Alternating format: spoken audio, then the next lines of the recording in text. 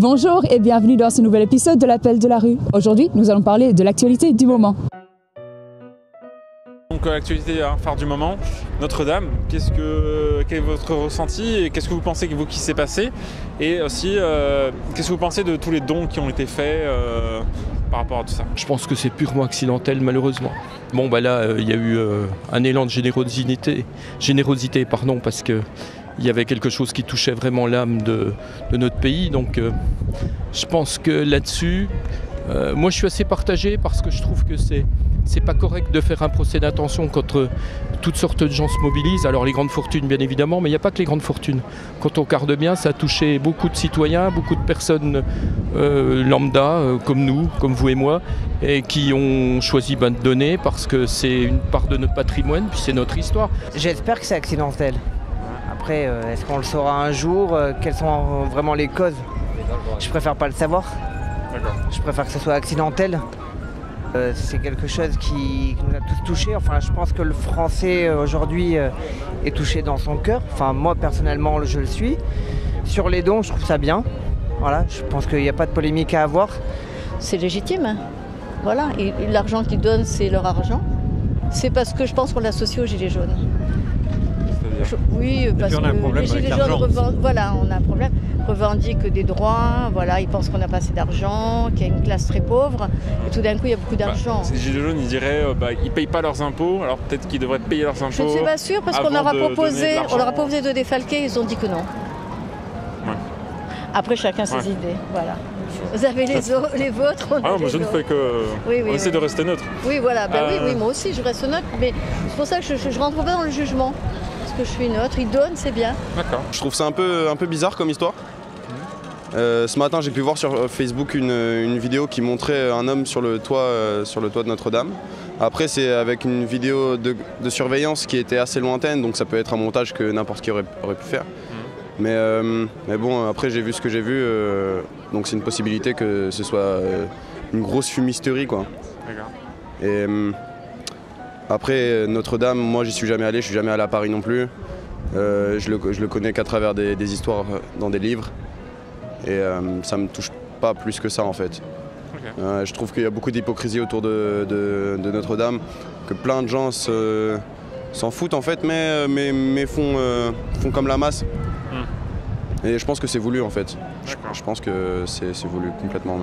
Après pour les dons, c'est généreux de leur part et c'est très bien. Après on nous dit qu'il faut les cajoler pour qu'ils restent en France parce qu'ils n'ont plus d'argent et d'un coup ils sortent des 200 millions. Voilà, à un moment donné il faut savoir ce qu'on veut et ce qu'on a surtout. Reporters sans frontières qui a sorti son rapport donc, sur la liberté de la presse. Et donc la France est 32e sur 180.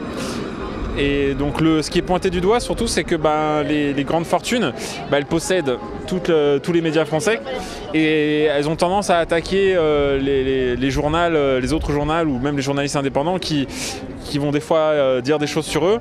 Et du coup, il y en a beaucoup de journalistes qui s'auto-censurent à cause de ça. Voilà, ça c'est les critiques. Qu'est-ce que vous pensez de notre position et de tout ça? Qu'on peut s'améliorer, on est le pays des droits de l'homme et là on a de gros progrès à faire. C'est un petit peu malheureux qu'à l'heure actuelle, on n'occupe que cette position-là, sachant que lors de la Révolution française, une nouvelle fois, on a éclairé le monde avec la Déclaration des droits de l'homme et du citoyen et puis surtout les libertés fondamentales qu'on a érigées en liberté pratiquement mondiale puisqu'on a défendu cette cause, y compris devant l'ONU. Donc c'est un petit peu dommage qu'on occupe ce rang-là. Je crois qu'effectivement, on a encore des progrès à faire. Ça, je pense que c'est réel. C'est-à-dire qu'aujourd'hui, on s'est distribué dans 3-4 grandes mains pour les grands journaux français et nationaux.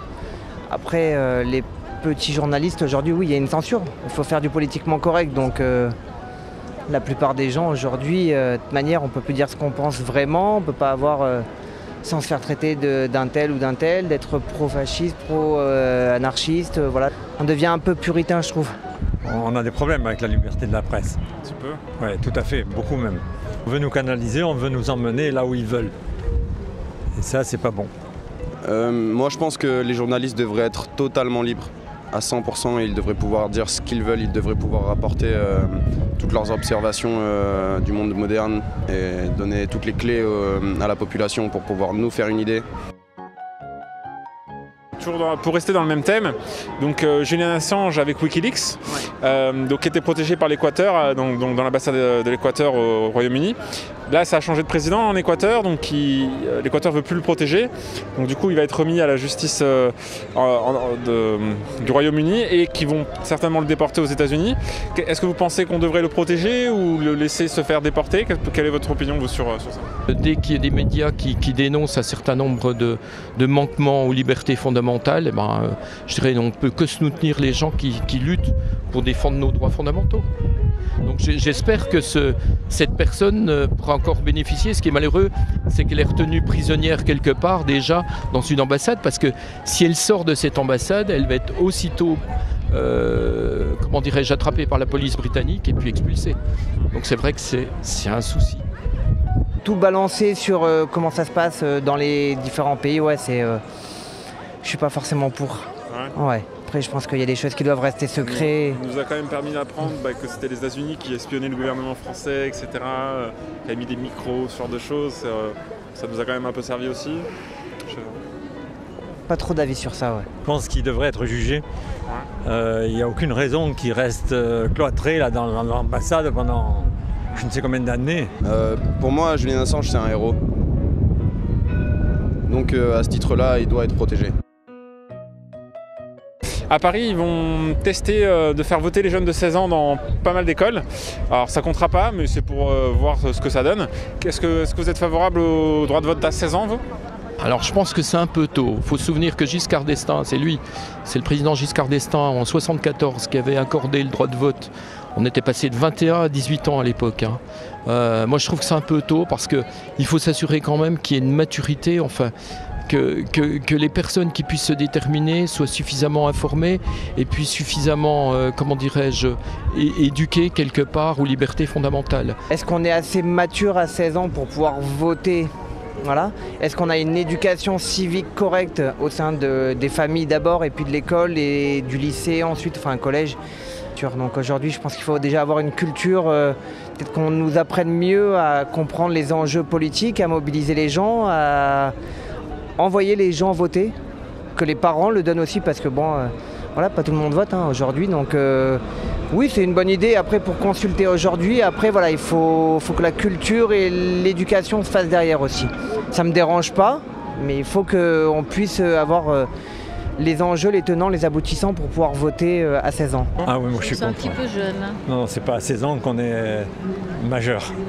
Voilà. D'accord. On se construit. À la maison, ils n'ont pas le droit de parole. Et à l'extérieur, ils ne peuvent pas poser des idées. Mais c'est bien de savoir un peu ce qu'ils pensent. Voilà, peut-être ça peut ouvrir un peu, éclairer un petit peu des sujets qu'on n'aborde pas, qui leur tiennent à cœur. Et puis en fait, un jeune à 16 ans, il a des idées un peu révolutionnaires, c'est normal. Ouais. C'est dangereux. C'est dangereux pour la... Oui, voilà. Ils sont déjà contre les parents. J'imagine que ça peut être une bonne idée pour certains jeunes qui sont matures. Après, je sais qu'à 16 ans, on pense à bien d'autres choses que la politique. Voilà, on pense à sortir, à boire de l'alcool, vous connaissez les jeunes de 16 ans, quoi. Donc si le taux d'abstention à ce vote est significatif, c'est que c'est pas une bonne idée. Mais si les gens vont voter, même pour voter blanc, ça peut le faire. Monsieur Macron, il a dit qu'il voulait supprimer l'ENA parce que c'était un peu trop élitiste et qu'il aimerait faire une école qui soit uniquement sur dossier. Et donc, ceux qui sont contre ça, ils disent que l'ENA c'est le top parce que c'est vraiment méritocratie, c'est juste concours et puis voilà. Donc, quel est votre avis, vous, plutôt dossier, plutôt concours? Alors déjà, on peut dire que l'ENA c'était une machine à former des hauts fonctionnaires. Ça a été quelque part une création justement pour que l'administration, la fonction publique se dote de responsables, je dirais, qui soient formés dans l'esprit républicain, dans l'esprit de la Ve République en particulier. Là, je crois qu'il faut être plus nuancé. Je crois que le fait d'admettre sur dossier me semble faire confiance, en tout cas, au système éducatif et peut-être ouvrir un plus large horizon. Moi, je suis plus sur concours et puis sur une méritocratie, une vraie méritocratie, c'est-à-dire que Après, qu'il y ait une reproduction sociale en France, c'est pas nouveau, mais qui ne le ferait pas? Moi aujourd'hui je sors d'un milieu populaire, je grandis, on évolue, la France ça m'a quand même permis d'évoluer et sans qu'on ait les moyens peut-être par rapport à de grandes familles ou quoi. Oui, qu'il enlève, pourquoi pas, mais je pense que c'est juste pour donner un signe, mais ça ne changera peut-être pas le fond du problème au niveau de l'élite et notamment peut-être au niveau du parisianisme. C'est pas péjoratif quand je dis ça, mais voilà, peut-être ce côté un peu centralisé où les grandes familles se reproduisent entre elles. Après, je ne sais pas si vous avez des enfants, mais si demain je peux favoriser mes enfants par rapport à ma situation sociale, ben, je le ferai. Et si je ne peux pas les favoriser, parce que je suis dans une situation un petit peu plus précaire, je leur dirai de se battre. Moi, je pense qu'on peut réussir en France. Aujourd'hui, tout le monde peut réussir en France. Peu importe le quartier, peu importe la ville, peu importe... Il faut juste en donner les moyens. Bon, c'est sûrement une école de qualité. Mais il faut peut-être revoir le principe et ouvrir davantage à tout le monde. Moi, ça m'a jamais intéressé ce genre de grandes écoles. Parce que j'ai un peu l'impression que si on n'est pas fils de personnes très riches et qu'on n'a pas fréquenté déjà le bon lycée, même la bonne maternelle, on n'ira jamais, quoi. Peut-être c'est une idée que je me fais, je sais pas, franchement j'attends de voir, même si ça change, honnêtement, moi ça ne change pas ma vie, j'espère que c'est une bonne idée. J'espère aussi que les énarques seront mieux vis-à-vis de la population, parce qu'en général on leur donne des travaux qui sont plutôt importants. Si ça peut apporter des meilleurs citoyens à la tête de la France, pourquoi pas, ouais, carrément. Merci d'avoir regardé cette vidéo. Si ça vous a plu, n'hésitez pas à liker, partager et à vous abonner.